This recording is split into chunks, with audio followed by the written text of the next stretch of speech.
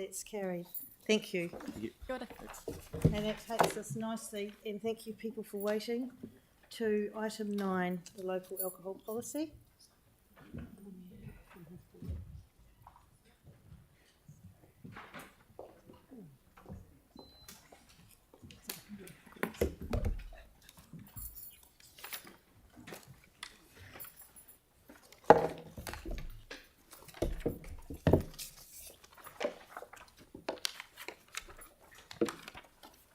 Welcome. Good morning. We are asking members to decide whether the council should start the process of developing a local alcohol policy for Christchurch. The report sets out the context and the issues involved, but we would like to draw your attention to 3 key points. One, the decision today is about whether to start a specific statutory process. It's a process that we must carry out if council wants to have an LAP, but it's also a process that will enable staff to reach a recommendation on whether council should indeed adopt an LAP for Christchurch. 2, there have been important changes to the statutory process since the council sought to develop an LAP around a decade ago. And 3, it's that process that will enable people to have their say on an LAP. And as we have heard today, we anticipate significant interest from the community and industry. Through the chair, we would be happy to take any questions that members may have on this matter. Thank you. Councillor, oh hang on, I've got Councillor Peters on Zoom, and then we'll go to Councillor Johansson. Thank you, Madam Chair. Just really wanted to check with the team. Are they happy that we'd be able to come up with a robust process to be able to work through adequately with all stakeholders to land an LAP for Christchurch? The process is set out in the Sale and Supply of Alcohol Act. We would follow the process that's there and work closely with our colleagues in the legal team, and also the process of developing an LAP includes a requirement for a level of consultation that we would follow. If I could just add to that as well, I'd just like to say if council does approve to go ahead today, we will be developing a full engagement plan, so that will include what level of pre-engagement we would do prior to the special consultative procedure as well. And through the chair, if I could just add, we actually have taken external legal advice on the process, and so we have that mapped out. Good thinking. Excellent, thank you. Thank you. Councillor Johansson? Yeah, thank you. I'm just trying to understand how we're going to fund this, given that we've got other council resolutions that are not being delivered because of lack of resources and lack of funding. So, you know what, I'm just nervous about the cost that's being attributed, 20 to 100k, and then it says it excludes staff time costs and potential external legal costs. So how does this fit into our current work program, and what will we not do if we agree to do this? There are pieces of work that we must do as a requirement to fulfil our statutory obligations. So that would include things like bylaws, for instance. Then there's other work that we do to support the council where there's an element of discretion in terms of what gets done and what doesn't. We would have to look at those discretionary elements and understand how carrying out an LAP would impact on our ability to fulfil those other things. I'm afraid I can't give you an answer today about how that would fit in. Yeah, David might be able David to head to speak that. on that. Thank you, Councillor. Yes, so as Philip's saying, this is something that we prioritise our work. We have specific work that we are required to do. We can fit this within our work program by reprioritising and moving other work around. So if the decision today is to move ahead, we would look to do that. Sorry, are we going to get a copy of the work program at some point at a governance level? Because, you know, we've had a community board come in raising repeatedly concern around things like the shipping containers and the lack of progress. And so obviously at a governance level, we need to kind of know what doesn't get done if we're agreeing to something It's apples, substituting. apples and pears, though. Yeah. We can come back later with and make sure that you're clear about what is policy work and what's work of other areas. Exactly. Because those two things are not out of the same team. So we'll come back at a later date with the overview of the policy program. Yeah, and we'll also be told what work will be delayed as a result of agreeing to this. Delayed or slowed, yes. Yeah. And can I just jump in? I know we've got Councillor McDonald next, but just following up on the funding, the costing, the 20 to 100,000, whereas we heard from the hospitality sector previously that the last one was nudging up towards 2 million. And I know, can you explain why you're comfortable with it? It's going to come in under 100,000, or are you comfortable? So the last one, you may recall, was under a different legislative framework where the process itself got caught up in the courts, which resulted in the amount of expenditure that you're talking about. The legislation, and Ron can answer this probably better than I can, but the legislation now is different, and we wouldn't be caught up in that process at that during the development of an LAP. Yes, so anything over the 100,000 was legislative costs. You're So there was a lot of comfortable it'll come in under 100. My understanding, I wasn't here myself, but my understanding is that a lot of those costs were caught up in legal costs. And appeals. That is correct. There was a number of JRs involved in the original LAP application.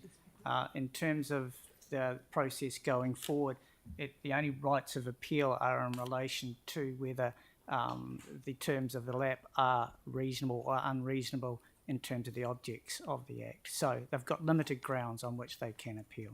Yes. So you're comfortable that 20 to 100,000 is a fairly accurate? I'm comfortable that it will save a considerable amount of legal costs going forward in the future. We incur a considerable amount of costs, or particularly over the last 2 or 3 years, through appeals that have had to go to Arlo, etc. So, yes. And so in this budget you've got here, a lot of that will be going to community engagement, I'm Yes, it will assuming, be. because that's what we have to get right. as I've said, we will take external legal advice as we proceed, just to make sure that everything is, well, the terms or the objects aren't unreasonable. But yeah, Thank you. but it will be minimal, I imagine. Thank you. Councillor McDonald. Yeah, thank you. I've got a couple of questions. The first one is probably holistically in terms of, and I think to the gambling sector, for example, we have a capped lid on pokies.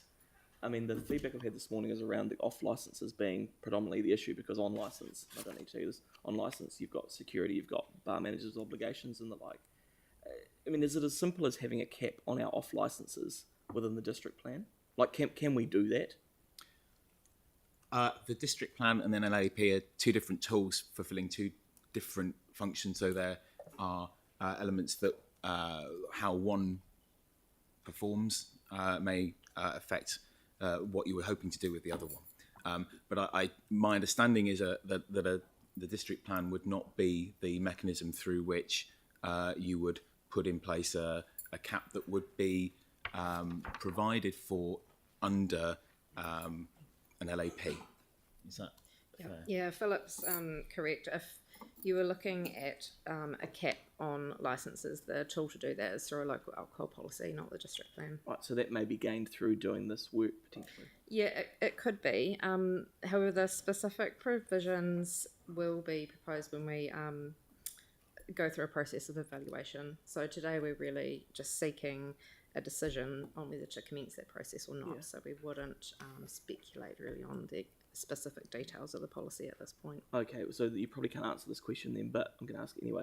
What, in terms of the crazy ideas, sort of the stuff we heard about from Peter around 2012 and that sort of closing bars or the one-way entry at midnight and things like that, how do we avoid even considering that stuff so that we're not wasting time when we get to an outcome that kind of makes sense for everybody? Like, how do we do that? The Sale and Supply of Alcohol Act sets out the processes that we must follow if we wish to produce an LAP. That includes a number of things we must find out, and that includes understanding the nature and the severity of alcohol-related issues in a district. I think what we would look to do is fulfil that requirement, which would give us the information about where there are issues, and that would be the basis for developing possible policy provisions to address those issues. We can't say what would be in and what would not be in an LAP at this point, and that means we can't sort of rule in or rule anything out. What we need to know is what is the status quo. So we follow those steps as set out in the Act. That tells us where there may be issues, and that indicates to us where we should be focusing our time and effort in terms of trying to develop an LAP to address those particular problems. That's why we need to go through the process to find out what we need to do and what isn't potentially appropriate for the district. Right. So what would happen? I'm just conscious we're obviously building a significant stadium down the road, and a lot of that was predicated on commercial investment in the city, and that the return of that is around nightlife as well. I mean, are we walking ourselves down a path where we look to limit, that kind of hospitality sort of trade in Christchurch? So hypothetically, if you come back and said, actually, we think there's a problem in this area, therefore we should close bars at 1 o'clock in the morning or at midnight. I mean, are we walking ourselves by doing this down a path where we're sort of kicking ourselves in the face over having spent all that money on hospitality? An investment to obviously garner hospitality and economic benefit. I might need to, ask David to step in on this point, if that's okay. I guess, Councillor, I take you back to the purpose of today's paper. The decision we're seeking here is a go, no-go on starting the process to develop an LAP. Yep. The questions you're asking are absolutely valid questions, but they're through the process, and it's the answers to those questions will come through that process, and a full and robust process will get all of the views on the table and for consideration with the evidence to support them. Yeah, I'm trying to understand though, if we agree to proceed with this today, are we walking down that path? Well, just to be clear, that this will come back to council. There'll be further decision-making points Absolutely. for council. No, We're not starting something and you can't stop the train. No, I get that. I guess what I'm saying is we're walking down that path if we start the train. I think you probably wouldn't call it a path, you'd call it an open field. We're not going down a narrow, predetermined... Whether it's a cycleway, road, whatever. You had to mention cycleways. Are we, by doing this today, are we potentially setting ourselves up for an own goal in time? I guess the other side is, if we don't do it today, we don't have those considerations, do we? that's right. So, Sorry, it has to be understood that the LAP reflects your choices as elected members. Yeah. So, and it's influenced by the preferences of the community. So at the end of the day, before the LAP goes out, you have made decisions as to what you think is fair or unfair. So it's your choices are based on consultation with the community. Right, okay. And I guess just the final one then is around, so that we've obviously had deputations this morning. It's not custom to get sort of response from staff on anything that's raised in them. Have you got anything you wanted to add on those deputations? I'm thinking more around engagement and giving surety to the hospitality sector. Yeah, as was stated previously, we have a requirements under the Act to engage fully. So they will get their opportunity at that time, once we've drafted the LAP, etc., or we've give it further consideration, they can then make their submissions, etc. Thank you. Councillor Coker. Great, thank you. No, I noted like the one of the points here talks about that LAP doesn't include other things outside of it, obviously, like an action plan on alcohol and that kind of thing. And we've had our Christchurch alcohol action plan that was done back in 2017 up to 2021. And I've had someone sort of suggest to me that an LAP is good, but it obviously doesn't cover everything to reduce harm. And is there potential for us either alongside that to go back and revisit the alcohol action plan, or even do something even wider than that, working with a greater range of stakeholders to sort of, so I'd like some advice back about that really, to do both things. That advice might need to follow, but just as in the meantime, the CAAP, which the council endorsed in 2017, expired in 2021. The Community Support and Partnerships Unit is liaising with Health New Zealand and the police on the development of a new document to replace that or that former CAAP. I can't advise you on the specifics of that, but I can ask my colleagues in Community Support and Partnerships to provide an update for elected members on that point. I've just had it confirmed that it's been reviewed at the present time. Councillor Templeton? Kia ora. Thanks so much for bringing this back. I was gutted a few years back when we had to stop the last process, so I'm glad that we have the potential to start it again. Earlier this year we had a public forum presentation from Dr. Angela Curl and Rose Crossan, and I sent through a question just briefly yesterday, and I just wondered if you could just outline the potential for us to address remote sales. So we hear about on licenses and off licenses, but if someone's already so drunk they can't go down to the local bottle store at 11 o'clock at night and buy some booze, they can order it, if you like, with very little oversight. So what's the potential for us to be able to include those types of sales in an LAP? Thank you. We are aware of that presentation to council as well. We met with the academics from University of Otago who presented to council.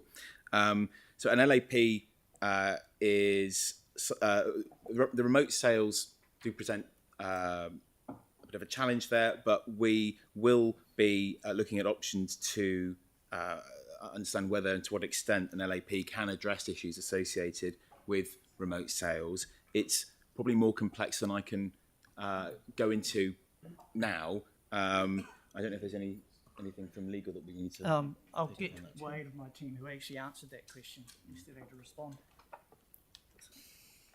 Remote sales are 24/7. There's no pause around. I guess just to pick up on one point you made specifically, Councillor, around the 11 o'clock order time, just taking a number out.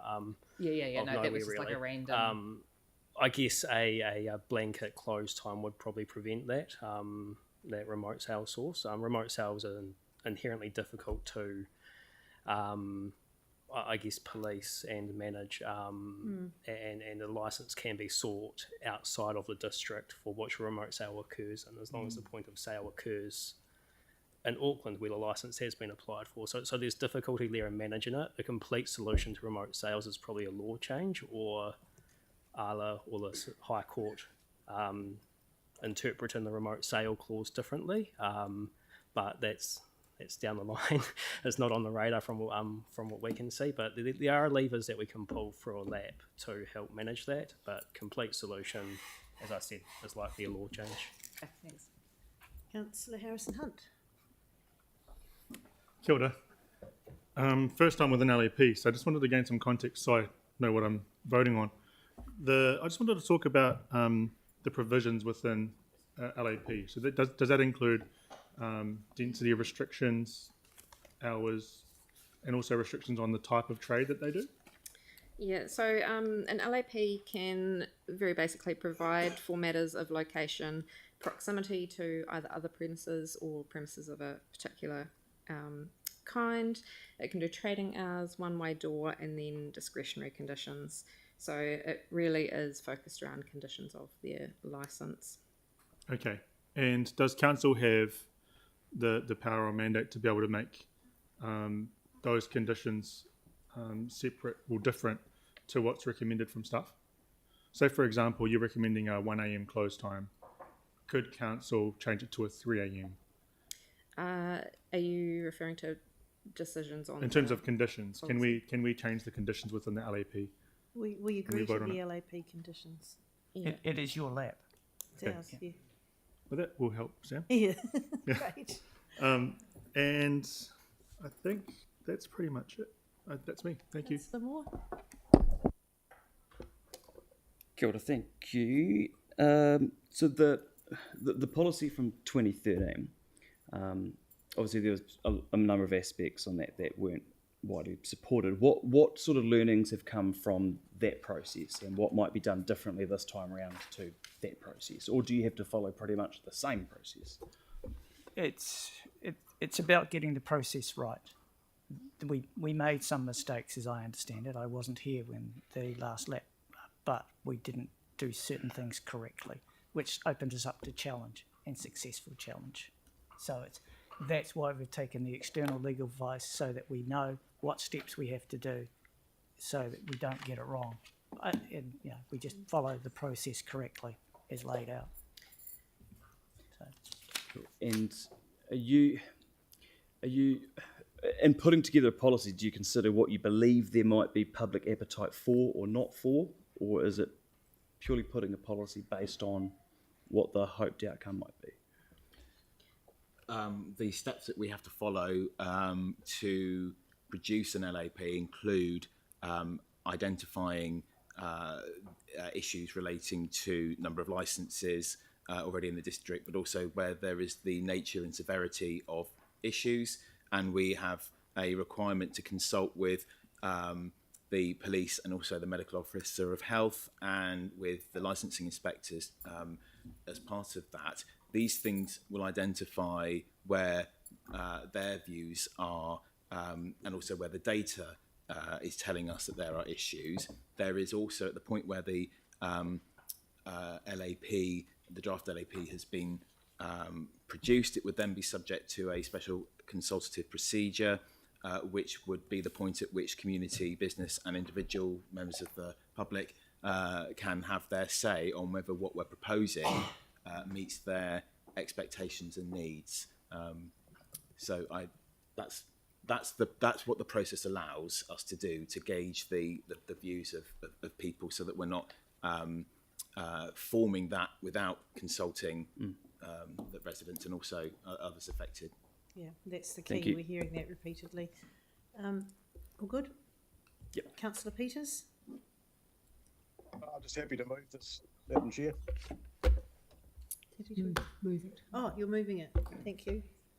Seconded by Councillor Templeton. Thank you. A couple more questions from Councillor Kewen.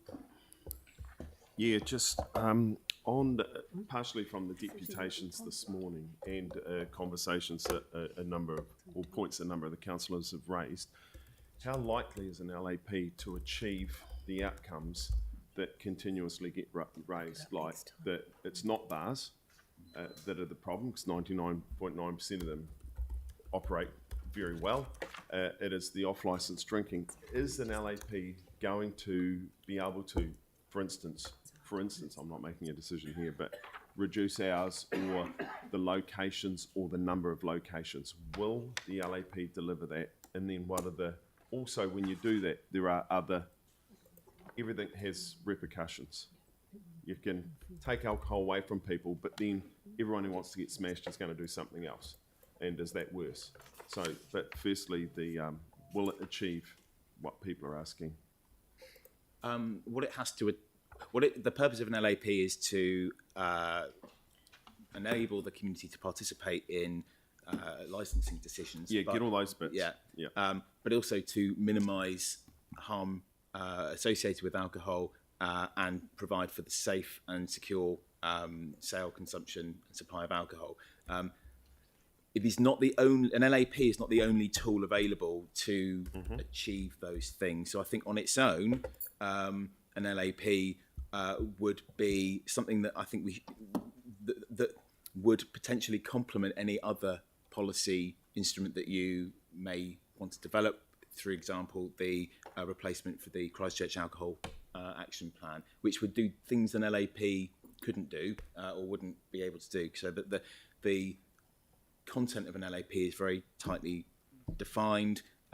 So where you may wish to look at other things that are outside of that, you would take an LAP as being one tool among several possible options that council may wish to look at to address alcohol harm. Yeah, I understand all those options, education, everything else is all great, but will it deliver what is being asked by some people, which is a reduction of hours and off licence and a reduction in locations? Will the LAP Otherwise, there's really no point in going No, that's ahead. not something we can answer. Determine The an goal outcome. is to reduce No, I'm not saying alcohol what the harm. outcome would be, but can it deliver that? Because that's what constantly is asked. Some people say we don't want any more in our area. So you're saying, Will that be delivered? Are you saying, is that in the scope Yes. of an LAP? Yes. Yeah. rather Can than- it deliver that? I'm not saying will it, but Yeah, can it? can it? Because there's, you know. Yes, it can. Yeah, if I can comment on that. Once the council has an LAP, the DLC must consider it when they're making their decisions.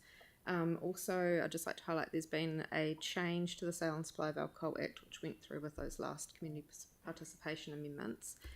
Part of that also means certain elements of the LAP will also apply on renewal of licences, whereas previously there were elements that didn't. So that will mean when licences come up for renewal, those will be considered then as well. So if one of the two I asked about was ours, so obviously ours could be reduced, but your location could be reduced, as in. Yeah, so location was one of those provisions that can now apply to renewals. Ours will apply across the board. Oh, so we can actually potentially shut a business in an area that's operating fine. It could be a super liquor or something, but because there's 3 others within Kiwi. Well, then you've got existing premises and you've got new. There's different things. No, again. they said on renewal of license. So one of the changes to the Act does allow some provisions to be applied to existing businesses. However, it still is a decision of the DLC. Okay. So, Thank you. Councillor Scandrett? Yeah, thank you. So we don't want to hassle any good operators. I mean, because if they're operating well, that's technically it's irrelevant. It's really the difficult and the inappropriate actions that we really want to target. Minimise harm. Pardon? Minimise harm. Yeah.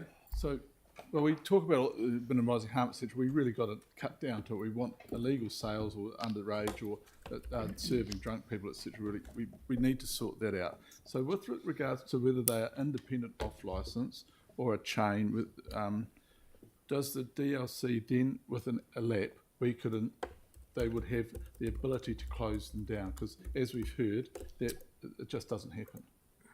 So when we have a bad operator in a community, a LAP would allow the DLC to be able to do more powers, the powers to actually do something. What it will do, well, it depends on the actual terms of the LAP. What will it do, if depending on those terms, it will impose industry standards on the licensees, so that they have to sell alcohol, promote safe and responsible sale of alcohol, and also the supply of alcohol. So it will have industry standards.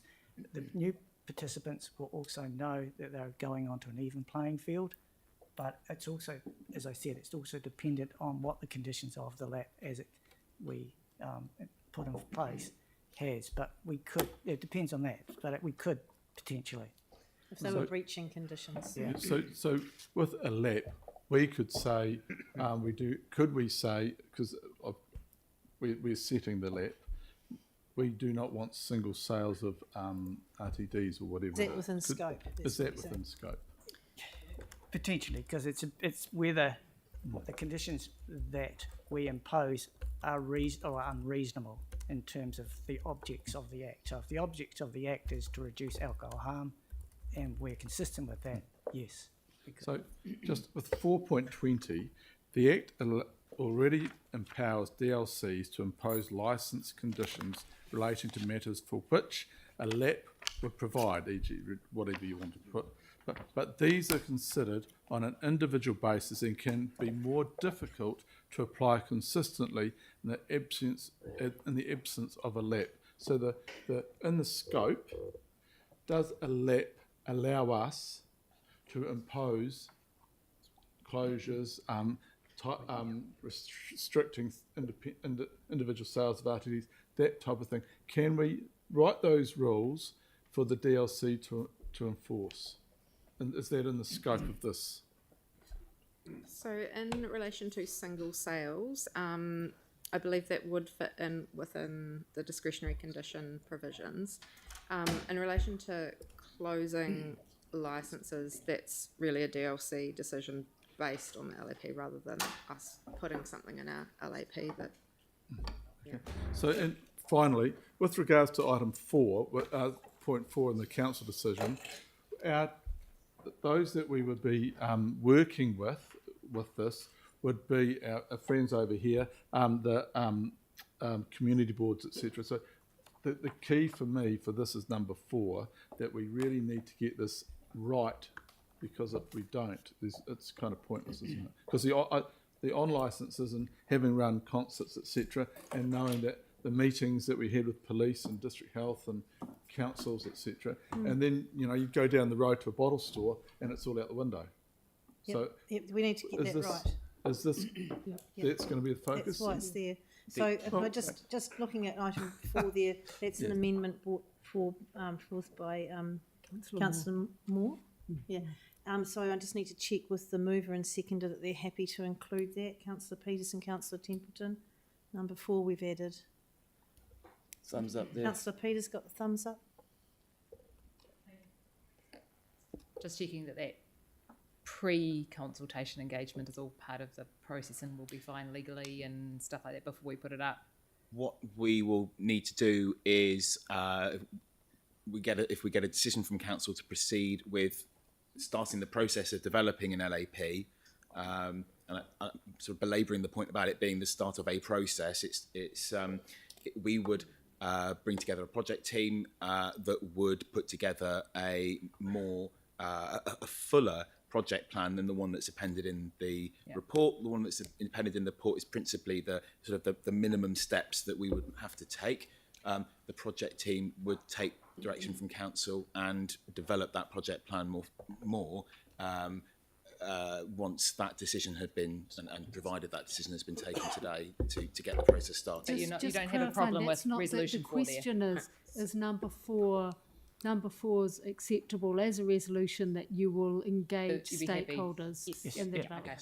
And when we talk about stakeholders that are being engaged, what we don't want is a perception that, for example, bar owners are writing an LAP, but it'll be stakeholders that are across the spectrum. So Te Whātau Ora, those kind of stakeholders as well. Yes, yeah, that's great. Take your direction. Yeah, happy with that. Councillor McClellan, thank you.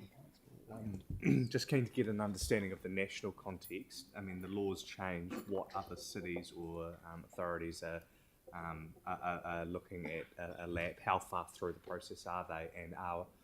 And are we being watched in terms of the development of our LAP being given our size? Or should we be watching Auckland? Yeah, so we would be among the first to develop a LAP since the changes. However, directly relevant, Wellington is another big metro who is also looking to develop a LAP as well.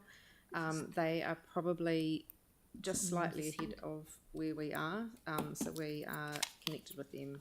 And of course, Auckland already has their provisional LAP that's now had its way cleared to become operative. So theirs was developed under the previous legislation, but yeah. Has benefited from the law change. Right, cool, thanks. Councillor McDonald. Yeah, it's probably going back to what Tyler was asking before, and which is good. I'm just trying to understand, if we do proceed with this today and we get to the end of an LAP process and it comes back to council, like you said, it's our LAP. I'm just thinking in terms of amendments and things like that. So what you're saying is, if the advice comes back and says we would shut bars at 1 o'clock, we can put an amendment up on the day to say actually and it won't be ruled out of order or anything like that, and we can leave them open until 3. Potentially, yes. Yeah. Well, I just want to be clear that we have the ability. It's not like a hearings panel as such where we accept or reject it. We can, like we do with an LTP, put up amendments on the day. Yeah, correct.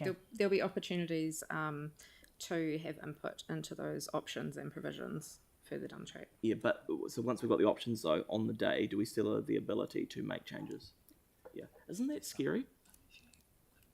I mean, when you think about us making, so we go through a whole process and you get to the very end of it, and then we can sit around here and go, actually, 2 a.m. feels better than 3 a.m. or 1 a.m. Like, how robust is it? Sorry. Any content of a LAP has to be, as Ron said earlier, has to achieve the purpose of the Act, so that's reduction of alcohol harm. And there needs to be evidence behind that. So I'm not sure if you would be able to just pull another time out.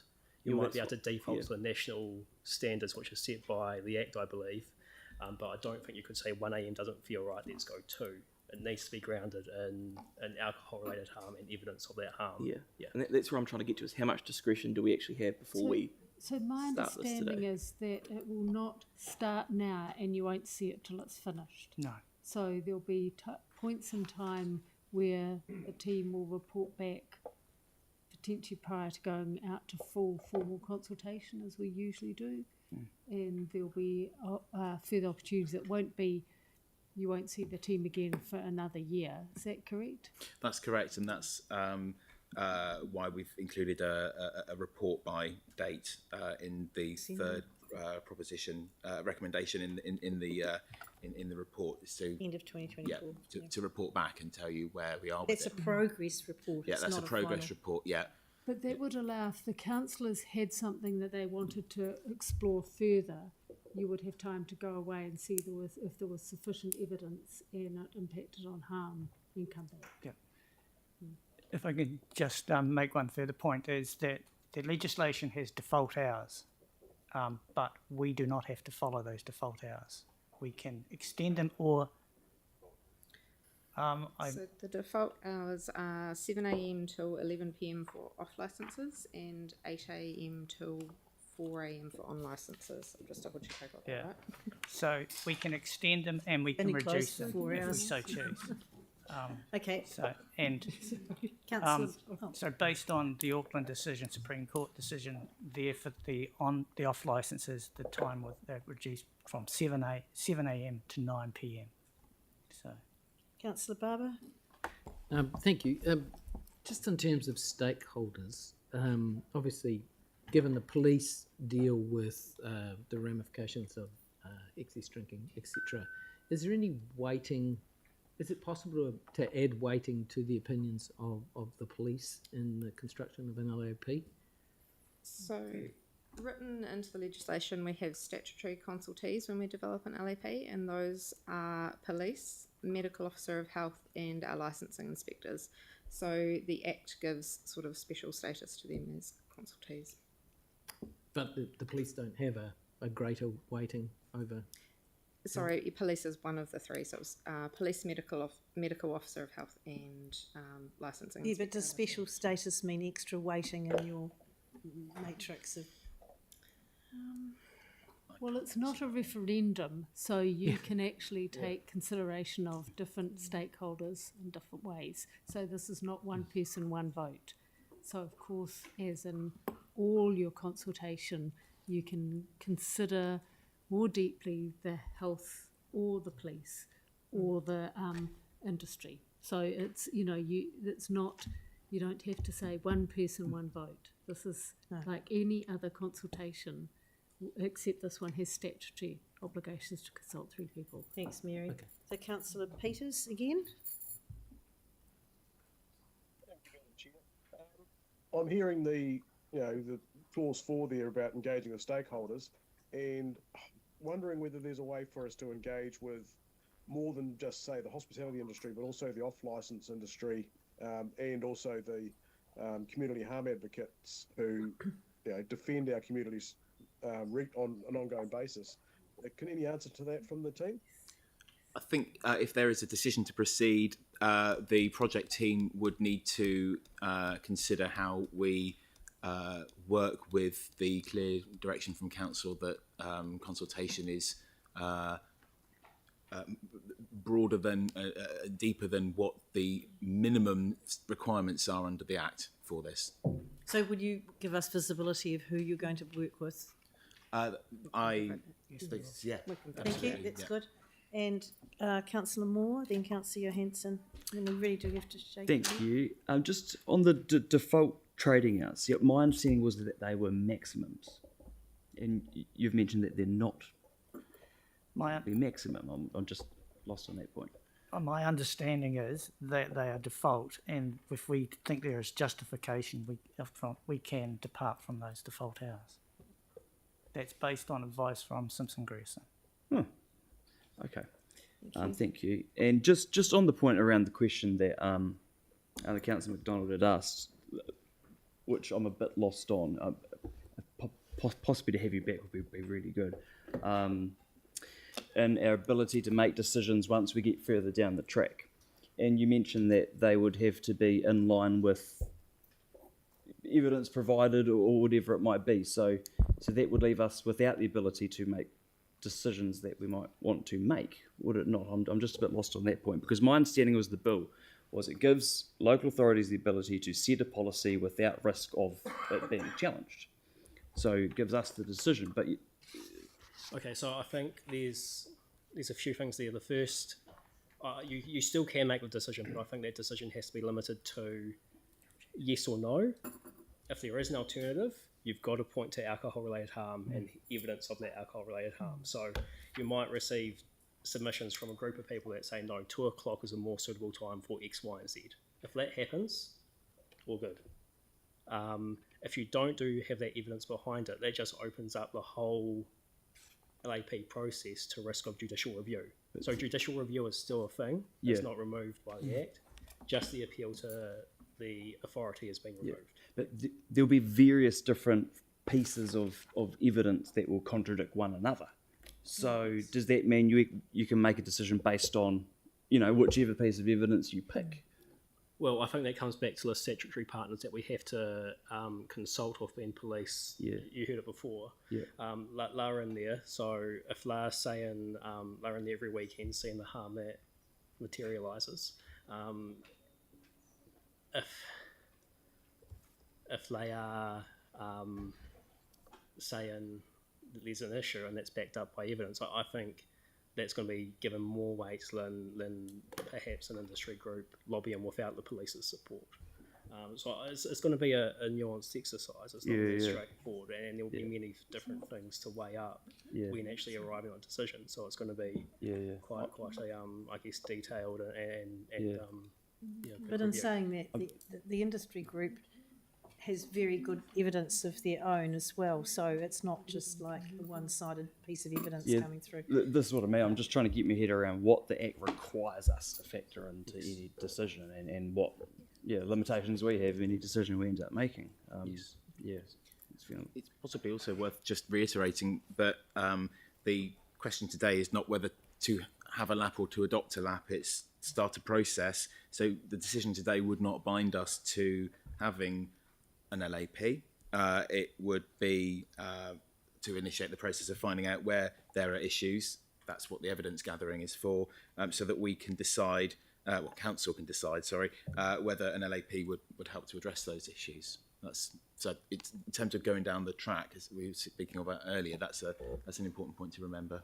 So if you were to come back at the end of 2024, we could bail out if we wanted to stop the process. Yeah. So we've got Councillor Johansson and then Councillor Kewen.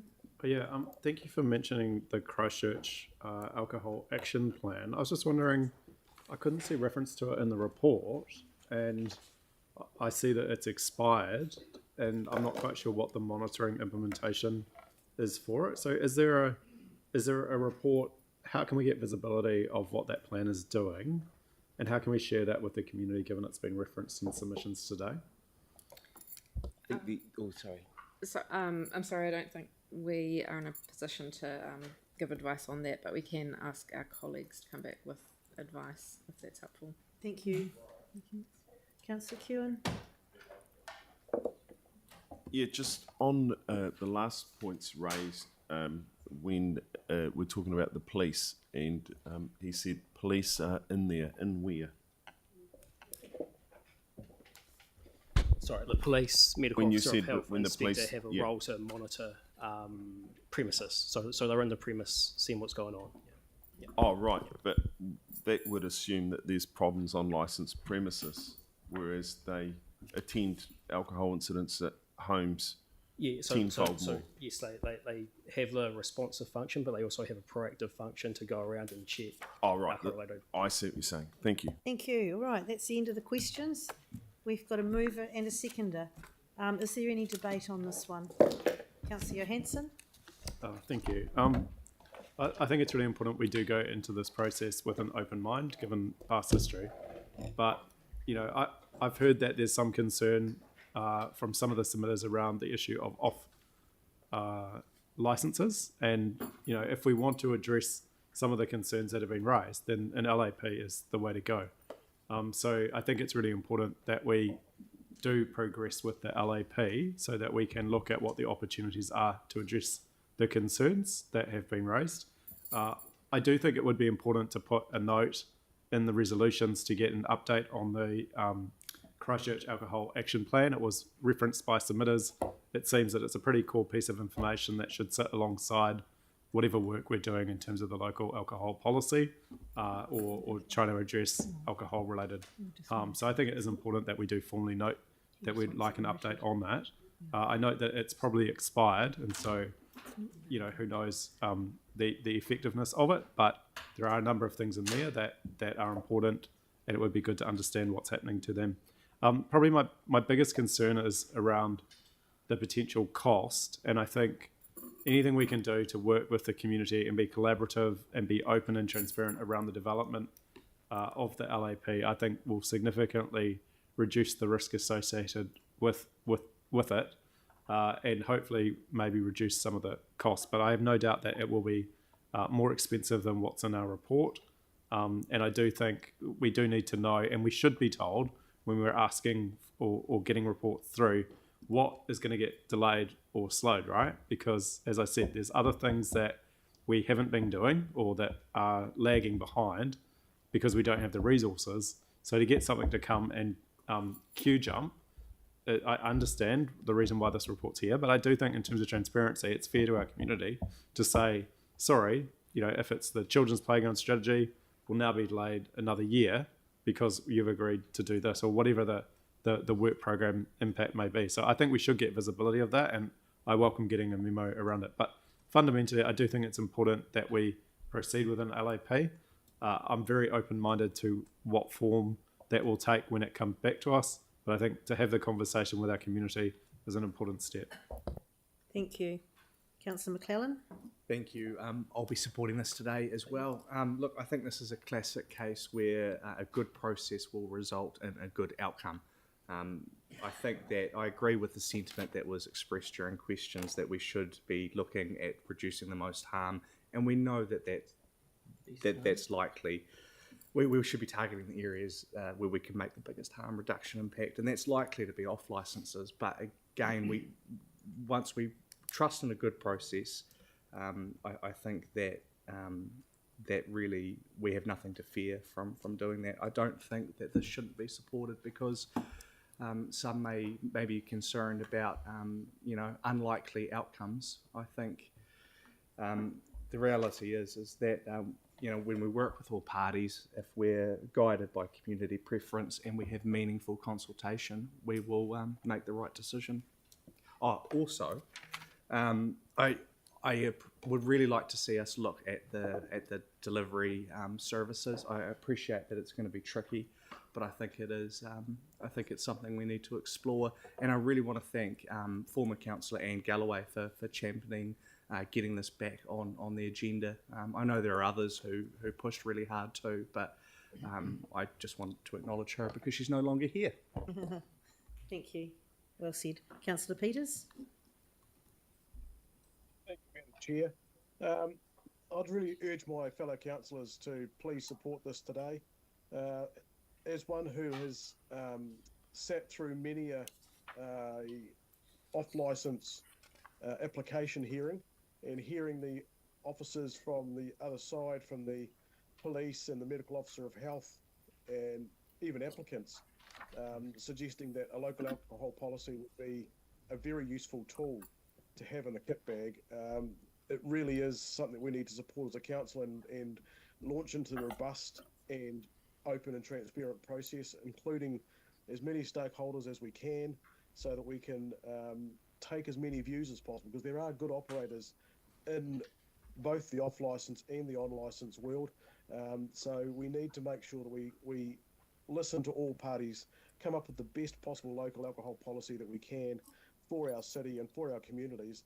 Our communities need our support to be able to set the parameters, to be able to look at protecting their communities from the harm that is caused all too often in the communities. So please, councillors, don't be afraid to launch into this process. I believe as we do a robust process, we should be able to totally minimise any risk, and we should be able to land this in a good space for our city to move forward and to coexist and create a much better environment in our communities. Thank you.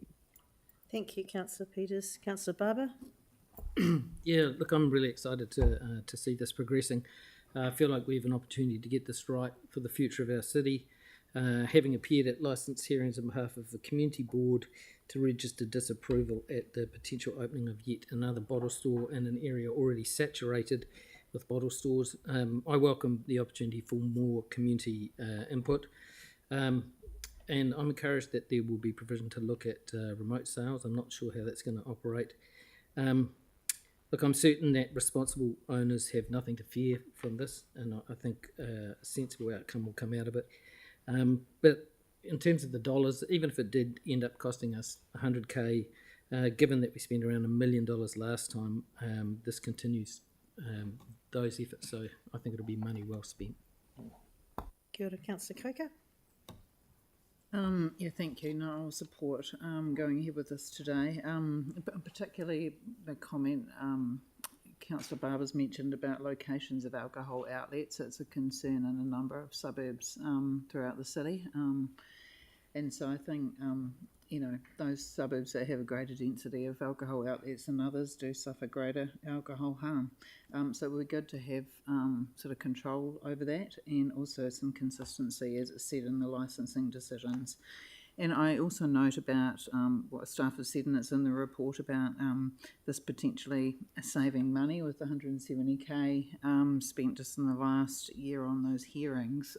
The cost of going through this process is probably going to be less than that cost within 1 year. So we're going to be looking at savings for council. So council saving money and we're decreasing alcohol harm at the same time. It's win-win for everyone. Councillor Scandrett? Thank you. I will be supporting this for two reasons. First of all, number 4, the consultation and the working with the industries that are affected by this is absolutely paramount for me, because you know, we all like a tipple, except for the exception of my friend over there. But and we all go to the bottle stores, etc. No, not you. Yeah, no.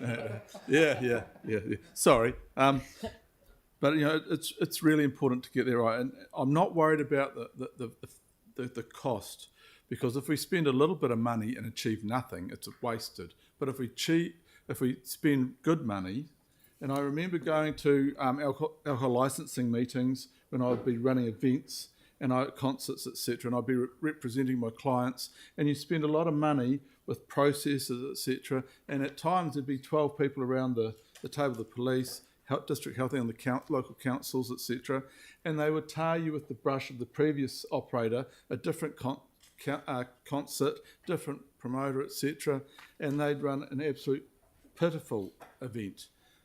So I really want to be able to make sure that when staff come back to us in the end of 2024, that this gives the council and the DLCs the ability to remove the bad operators, whether they are on licence, off licence, independent or other, because there's nothing more frustrating than having someone down the road doing an absolutely appalling job, selling alcohol to whoever they want at whatever amount, and it tars the whole industry with the same brush, and that is really unfair for those good operators who spend good money and responsible operators. So that is the absolute outcome I want to see, and if that's not there, for me, that's when it'll stop. So thank you.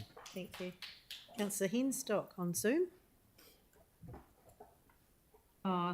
Thank you. This is a tough one. I think it's been really constructive questioning and debate today, and I thank my colleagues for that. We know that alcohol is one of our most dangerous legal drugs, and we acknowledge that most of the harm, alcohol-related harm, does arise from the off licenses and remote sales, you know, with location and availability and cost being key underlying issues.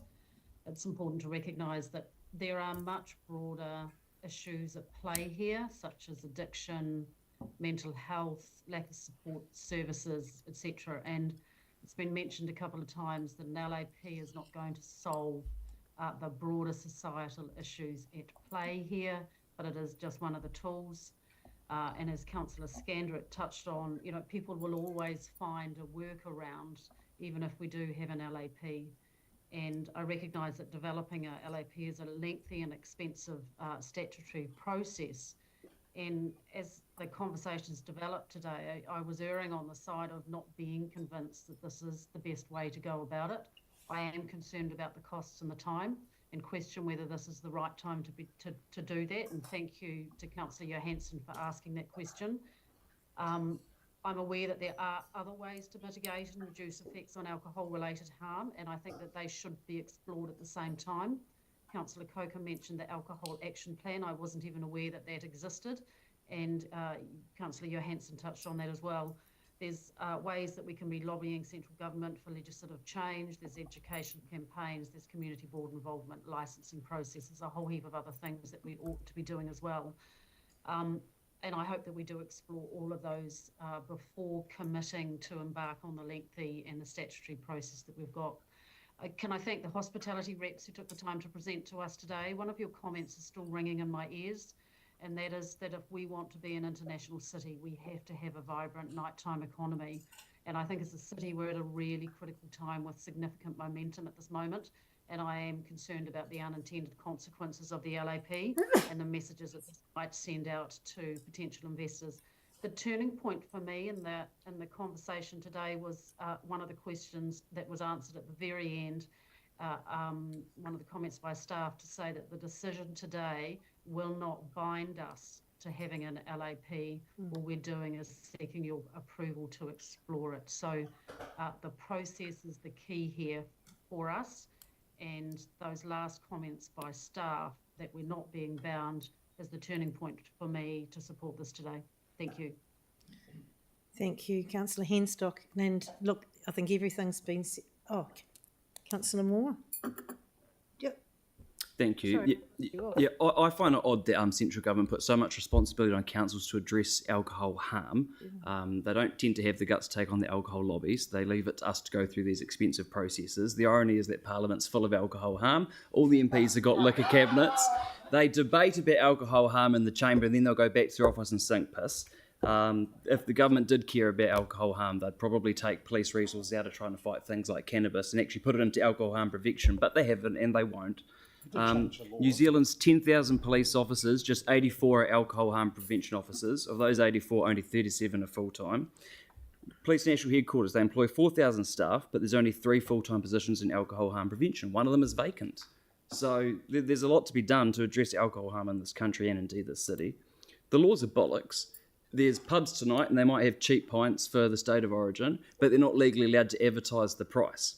However, you can literally deliver something in someone's letterbox, putting advertising specials on liquor, literally in their letterbox, that you can buy from a liquor store.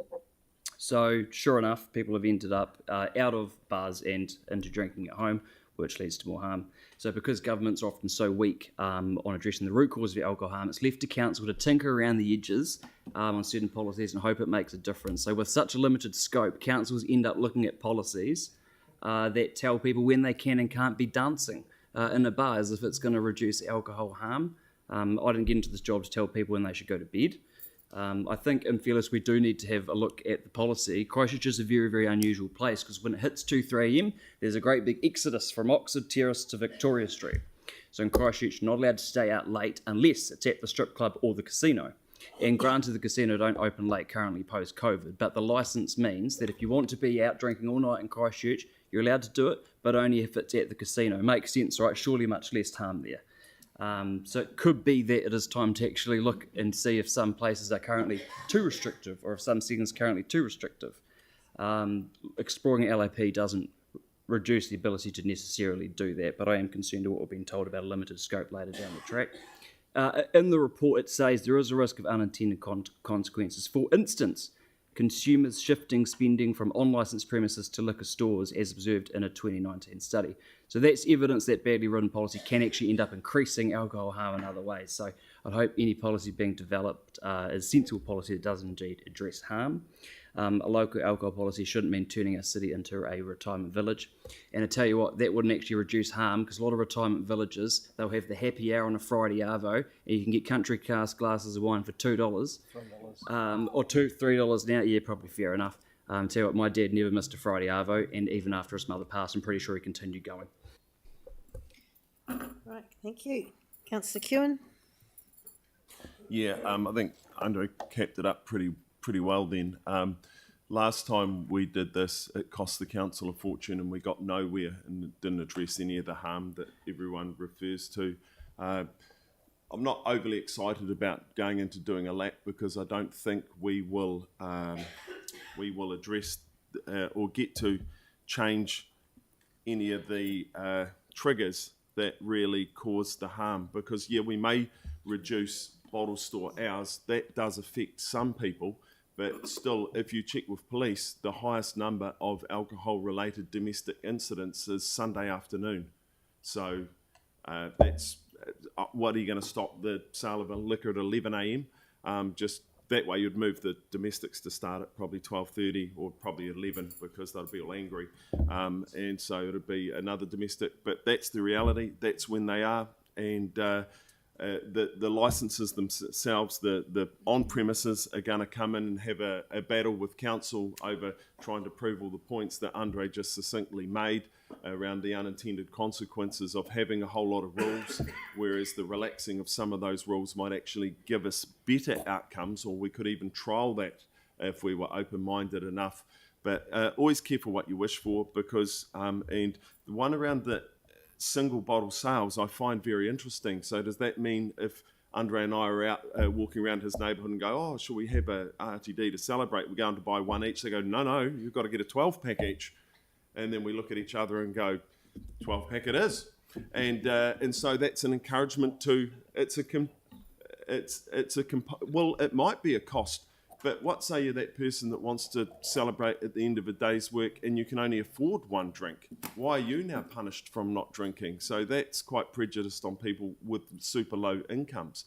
And I do realise the harm that does come from them, but you can move those bottle stores to another neighbourhood, and then one of the unintended consequences of people really addicted to alcohol is they will drive to that other neighbourhood to then get their alcohol. So now we're encouraging by default drink driving. And yes, it is illegal, but with hardly any breathalyzing, because there's not many cops, like Andre just succinctly pointed out in one of his other points. You won't get caught, but you could be more likely to have an accident along the way. So everything you do, there'll be a whole lot of unintended consequences, because there's people that do want to harm themselves, and if it's not alcohol, they're going to do it another way, sadly, because none of that side of society is being dealt with.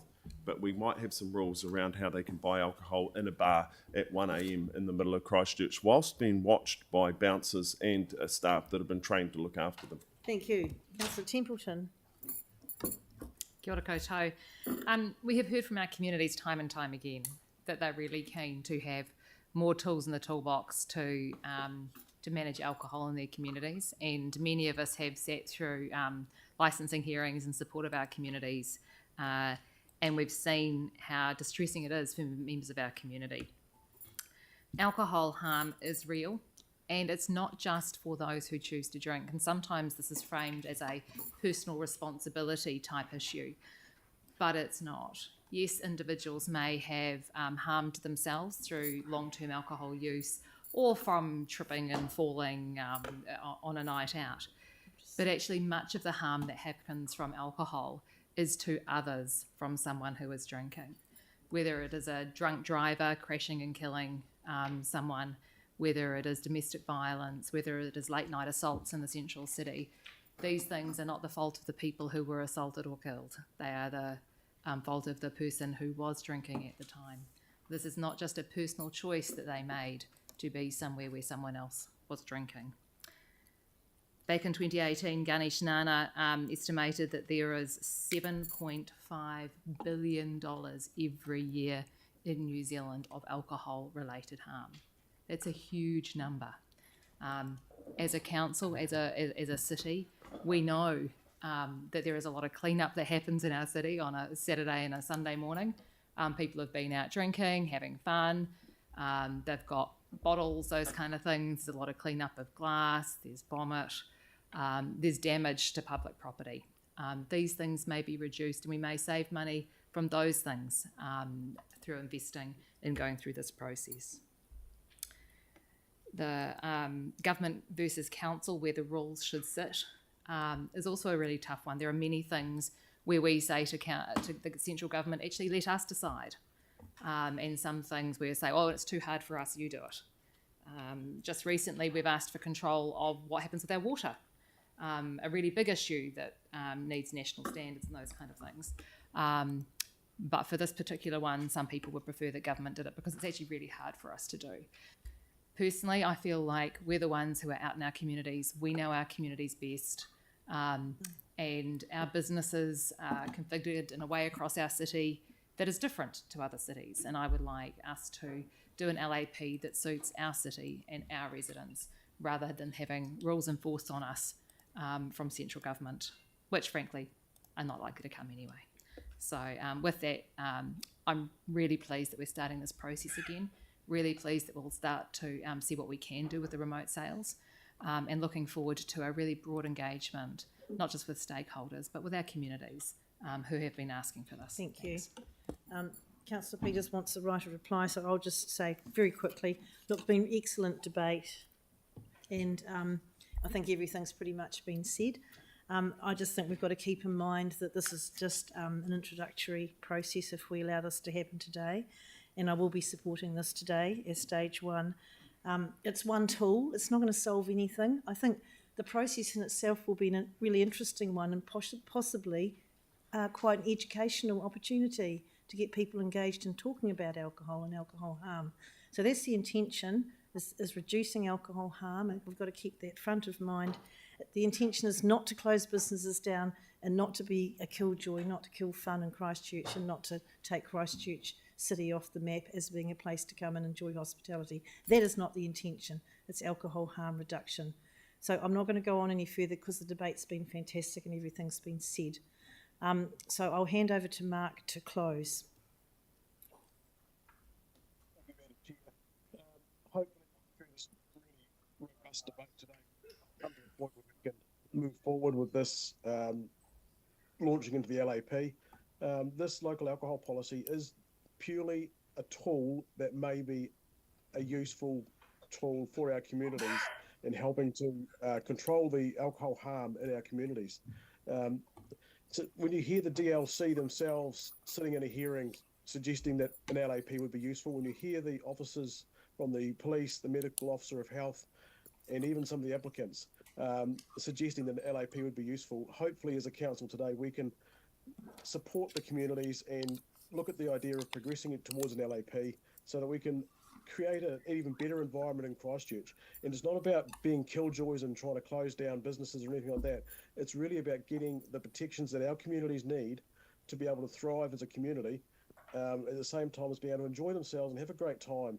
And hopefully we'll get some really great results out of an LAP so that as a city we can really look to launch into a great new world and future that we have with our new facilities like the Te Kaha Stadium and the fabulous entertainment venues that we already have open, and have the communities thriving so that as a city we can really move into a whole new and wonderful way in the future. So hopefully we can move this forward today, and then we can move into working with stakeholders and developing a really robust and world-class local alcohol policy so that we can thrive. Thank you. Thank you, Mark. Thank you. On that note, I'll put the motion. I'll note you against 3. Councillor McDonald wants to note his opposition to 3. So I'll put the motion. All those in favour say aye. Aye. Opposed? Aye. Opposed? And you're opposed to 3, and Councillor Kewen as well. Opposed to 3. And Councillor Moore's an abstention to 3. Thank you. You got that? Yes, Councillor Kewen, were you opposed to resolution 3 only or the entire? Okay. 3. Thank you. Well done. So we'll keep an eye on that. Now, does anyone have any issues with item 10, or do you think we can